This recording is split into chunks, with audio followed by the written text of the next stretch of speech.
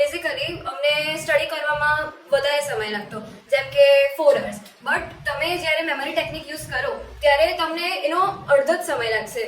જેમ કે તમે 4 hours સમય તમને પહેલાં લાગતો, પણ હમણાં તમે 2 hours કાં તો 2.5 hours જ કમ્પ્લીટ કરશો. મેમરી ટેકનિક્સમાં એટલી બધી ટેકનિક્સ અમને શીખવામાં આવી, જેમ કે ટેબલ ફોર્મ, એસોસિએશન, બધા જે નવા વર્ડ્સ હોય તેને નોન વર્ડ સાથે કનેક્ટ કરવું, એને રિડિક્યુલસ બનાવવું, તે બધાથી આપણું કામ બહુ જ ઇઝી થઈ જાય છે.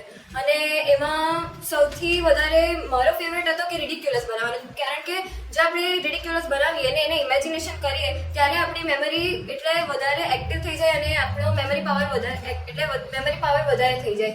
અને પછી અમને બહુ બધું મેડિટેશન કરાવ્યું, ગ્રુપ એક્ટિવિટીઝ બી કરવામાં આવી, તેમાં મજા આવી અને એમાં બધી team work skills, leadership skills બધું બહુ શીખવા મળ્યું. Thank you.